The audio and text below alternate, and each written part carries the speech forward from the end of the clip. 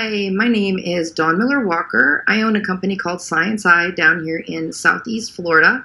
And what I normally do is I take kids out to the Everglades for an all-day outdoor and adventure, in-depth learning. I take kids to the beach.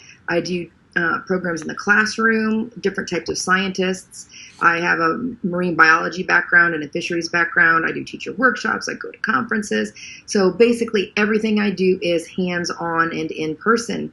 And obviously with everything that just happened here with COVID-19, a lot of us have had to change things up a bit. So what I've had to do is teach myself how to use Zoom. I've logged on before, but it's one thing to click a link that says join this meeting and then get on the meeting and talk or do what you have to do. But then all of a sudden I'm having to run meetings, I'm setting up a class, and I did not know how to use Zoom that well. So I've gone through and I've self-taught myself how to do a lot of different things. And I thought that, well, if I went through this process, I'm sure there's a lot of other people out there who are great at doing things, but haven't actually quite got the whole concept or down how to use Zoom exactly. So I put together a tutorial. I've actually broke it down into 3 sections. And that way, hopefully, there's whatever my struggles were, you don't have to struggle as much, or I can answer something. Some of you, it might be too basic for you and you need more information. I'm still learning as I go, but hopefully this will help you a little bit to kind of get started and get yourself going to do Zoom programs. All right, so what your basic screen looks like is this here at the bottom. All you do is hover over the bottom and it'll pop up. If you have the Pro account, then this is basically what your screen menu will look like. And if you don't have a poll going, then you wouldn't have that popping up. So with the different menu items, your mute is on the side, down at the bottom left. You hit the caret, you get the pop-up of some of the settings that you can do right away. If you click on audio settings, it'll take you to a whole settings menu bar, and I'll show you that in a little bit. The biggest thing is being able to tell your participants to mute or unmute themselves. So all you do is click it, and if it's muted, it shows a line through it. If it's not, then it looks the way it without the line. Same thing with the video, same information, same idea, video on, and then there's video off. The security, you click on that, it gives you some security ideas, things that you can do in the basics. One that I did, I went through some pre-settings that you could have done, and so some of this could have already been preset, but some extra security right here that you can change on the fly.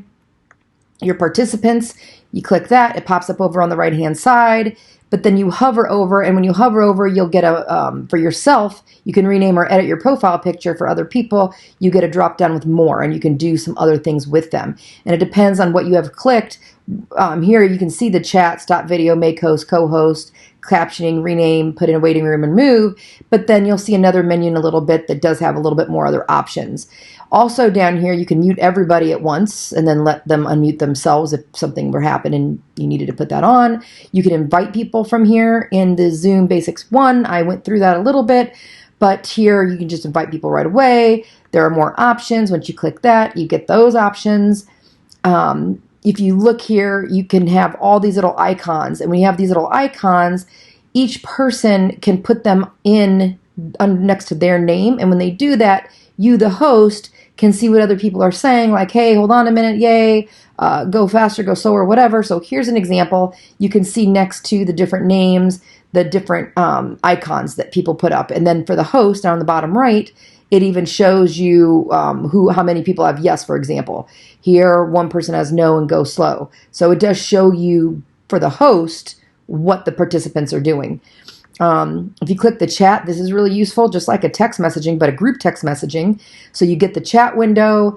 It gives you options for saving the chat. In there, you can save it while you're on the fly. When one or more person, I mean, right now it's just the chat is for everyone, but when there's more than one person, there's actually a drop down for privately, which is really nice. And I'll show you that on the next screen here, where you can see where the blue is, where it says everyone. You can actually text an individual person. And then before when we were talking about video, the video on or video off, you can see that Florida Marine Science, her video is on. You can see that my emoji up there, I did not have the video on, so my profile picture is up there. And then the 4 other people, Kathy, Dana, Trey, and Ed, they did not have a profile picture chosen. So the default goes to a black screen with your white letters with your name. And you'll also notice, by the way, that all the microphones are off. You can see that they're red with the line through them. When you do save, it saves the entire thing. So it saves it in Notepad as a text, and it just gives you line by line by line what everybody says. And then if you can see where there's even some privately ones on there.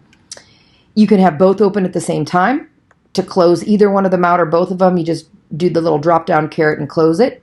Here is sharing screen. With the share screen, I get into the screen share more in Basics 3, but you can see that there are some advanced sharing options. When you click on that here, you can choose who gets to share and who doesn't. Mine was already set up in the preset, so that was already there. Polling, if you want to do that, you preset that up. I showed you that in Basics 1. So once you hit the polling, the host sees this. You can see that on the right. And then they drop down, choose which poll they want. Then they launch it. Then the participants see this. They start filling it out. Then they submit it. When they submit it, the person, the host, can actually see it in progress.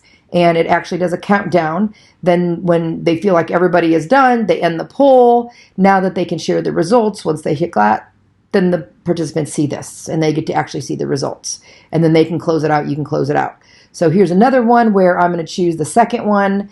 This one has more questions. I launched it. They see it. They submit it. I get the answers back. And here we are sharing it, and you get to see all the different answers.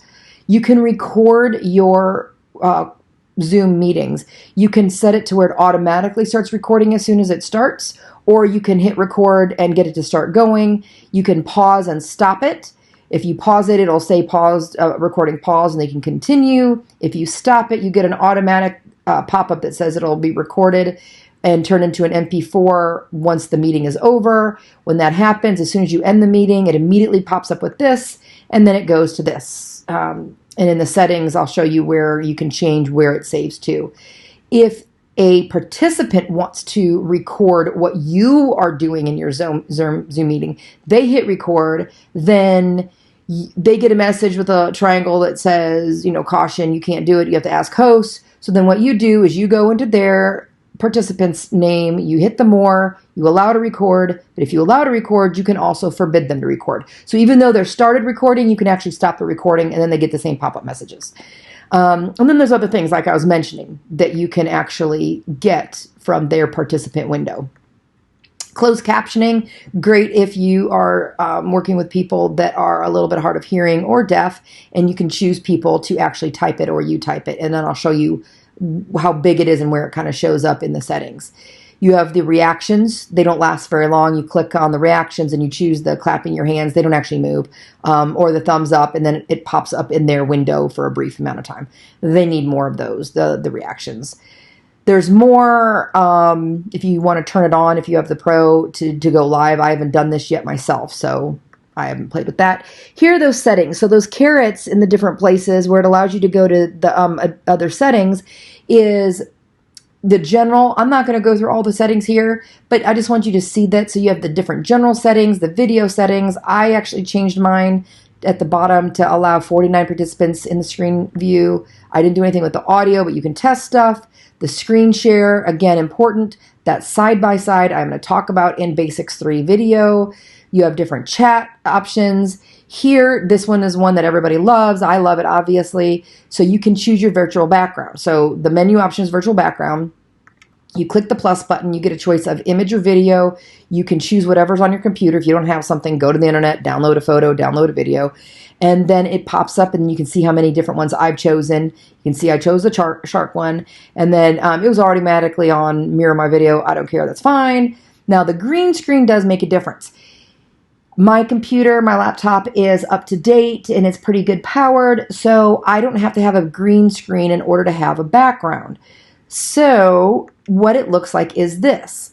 Now this is without the green screen. and I still get the background. You can see my chair is in there. All I did was move my body, shift it just a little bit, and the screen is gone. So just depending on how you're sitting, you may or may not have a little bit of the background. But some of you with a lower powered or an older computer, it will not allow you to uncheck the green screen, even though you don't actually have a green screen behind you, and this is what happens. So those of you that cannot uncheck the green screen because your computer can't handle it, you'll just be stuck with this, and then having a fun background, a virtual background, isn't going to really do you much good. More settings. Here's where your recording is. You can actually store your recordings up at whatever folder you want. Your profile, you can change your picture. I've changed mine a couple different times. You saw the Superwoman. Now I'm, skiing over a shark. Statistics is what it is. You have different keyboard shortcuts that you can utilize. I don't use a whole lot of them. And then your accessibility. So this is your closed captioning, and it shows you can change the size of how big the closed captioning is. Now that you've done all of this, you should be able to help your participants if they're kind of new at it with muting, with the video, turning on and off, the chat, the recording, and then the side-by-side video we're going to do in Basics 3. So I hope this has been helpful. I hope that, that you've learned something from it, or even one little part. Some of you may know it all already, and this wasn't really that helpful, but I thank you for taking the time for watching. But the rest of you, I hope this was, can help you get a little bit better and more comfortable with using Zoom. So good luck.